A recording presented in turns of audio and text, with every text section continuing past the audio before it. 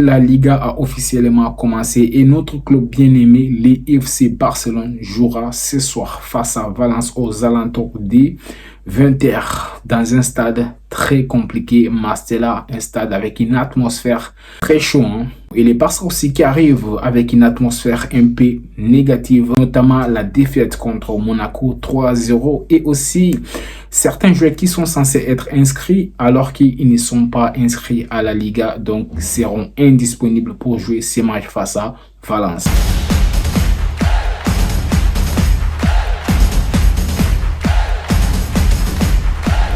J'espère que vous allez bien et que tout va pour le mieux pour vous.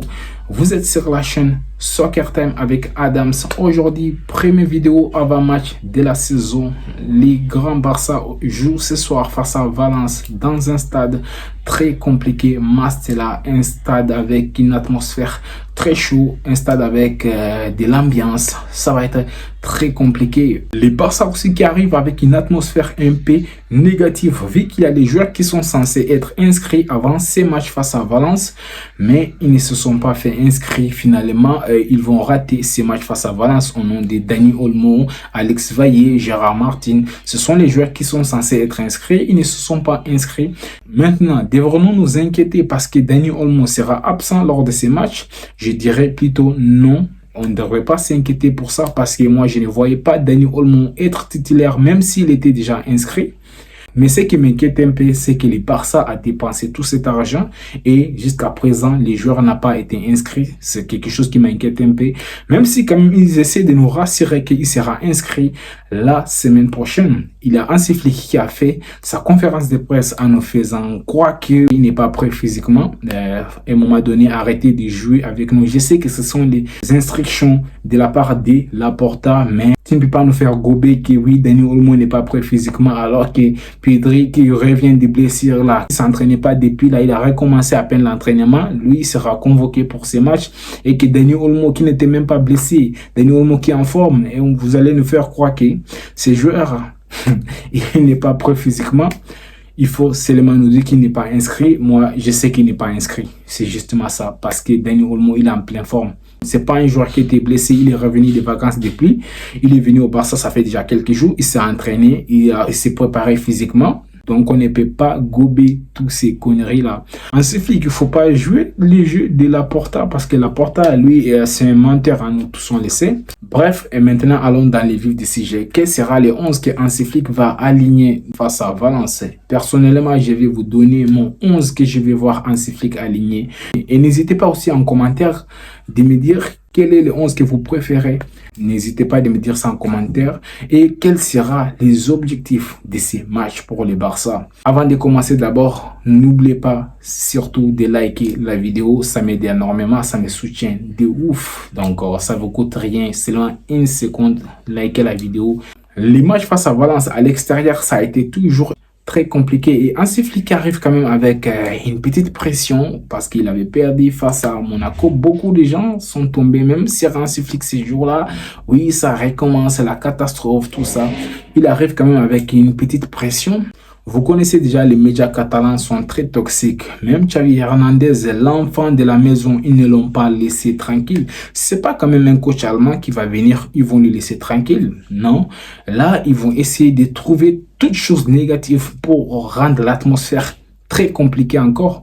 Et là, justement, l'équipe doit réagir à ça. L'équipe doit montrer au monde entier que ce qui s'est passé face à Monaco, c'était juste un accident. L'équipe doit montrer qu'il y a un travail qui a été fait pendant la pré-saison, justement en gagnant ces matchs. C'est le premier match qu'il faut gagner à tout prix, justement pour mettre la pression au Real Madrid. Même si on sait que les Real Madrid, le calendrier est trop facile, les Real Madrid ne vont pas quand même perdre leurs premiers 3 matchs. Donc, pour le moment, on doit les coller parce que les Real Madrid, ça fonctionne très bien. Tout va très bien là-bas. C'est les Barça maintenant qui est les outsiders. Les Barça doivent gagner ces matchs à tout prix pour montrer bonne impression. Il nous faut tous les armes présents. Les joueurs qui sont présents, les joueurs qui sont disponibles, les joueurs qui sont déjà inscrits. Il nous faut tous ces joueurs-là sur le terrain. Il nous faut des très bons joueurs sur le terrain. Et justement, je vais vous donner la composition que je vais voir. Commençons par les gardiens. Dans la cage, bien sûr, je mets Ter Stegen. Même si je n'ai pas confiance en Ter Stegen, hein, parce que Ter Stegen, mine de rien, il est catastrophique, même en pré-saison. Ter Stegen, il ne rassure pas du tout, mais les deux autres gardiens sont plus médiocres que Ter Stegen. Je ne sais même pas pourquoi les clubs partent toujours d'acheter à tous les postes, sauf au poste du gardien. C'est très inquiétant. Dans la charnière, je vais voir Inigo Martinez et Christensen. Bien sûr, j'aimerais voir Mickaël Faye, mais malheureusement, Hansi Flick ne compte pas sur Mickaël Faye. Et déjà, je pense qu'il est sur les départs. Et à gauche, j'aimerais voir Baldé qui doit s'améliorer dans ses derniers gestes. Et Koundé à droite, je ne suis pas fan de voir Koundé à droite quand même. Mais vu pour le moment, on n'a pas encore réglé les problèmes avec Manchester City. Vous savez, les clubs étaient en négociation avec Manchester City pour ramener Cancelo. Mais pour le moment, il n'a pas un accord. Cancelo n'est pas encore là. Donc, on va devoir faire avec Koundé sur les côtés droits.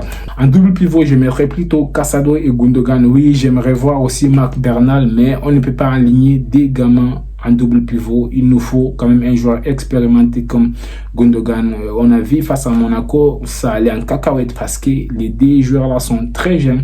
Je mettrais Casado et Gundogan en double pivot. Et en 10, je mettrais Pablo Torre qui a fait quand même de très bons matchs lors de la préparation. Et maintenant, sur les deux côtés, je mettrais Rafinha à gauche et Lamine Yamal à droite. Et en pointe, Lewandowski. Là, je parle de Lewandowski, mais personnellement, j'aurais aimé voir Pau Victor parce que mine de rien, Pau Victor, il mérite quand même de jouer parce que Pau Victor, quand on parle de la hiérarchie quand même, il dépasse Lewandowski. Pau Victor, il était très bon dans tous ses matchs. Et Lewandowski quand même que je trouve en dessous de la moyenne. Donc Lewandowski, pour moi, il est très décevant jusqu'à aujourd'hui. J'aimerais voir quand même Pau Victor, mais nous tous on connaît comment ça va se passer. C'est Hansi Flick, il a entraîné Lewandowski depuis très longtemps, donc ils se connaissent entre eux. Donc il va vouloir mettre quand même Lewandowski. La question que je me pose, est-ce que Hansi Flick sera capable de mettre Lewandowski sur le banc au détriment de Pau Victor si Lewandowski continue dans cette médiocrité? C'est la question que je me pose parce que à un moment donné, si Hansi Flick force trop avec Lewandowski, il va se tirer une balle dans les pieds tout seul, comme Xavi l'avait fait. Donc à un moment donné, il ne doit pas aller avec les sentiments à dire que oui, Lewandowski c'est mon ancien joueur, on se connaît depuis très longtemps, même s'il n'est pas bon, il doit jouer. Mais si Lewandowski ne montre pas de très bonnes choses, il doit les mettre sur les bancs. On a d'ailleurs vu ça face à Monaco. Lewandowski est sorti très tôt alors que Pau Victor est resté sur le terrain pendant très longtemps, jusqu'à la fin du match même, je pense. J'espère qu'Hansi Flick prendra ses responsabilités quand même. C'est le 11 que j'aimerais voir. Je sais que cette équipe est capable de faire mal à Valence. C'est pas quand même les Valence Prime qu'on a connu, c'est quand même Valence qui est aussi en reconstruction.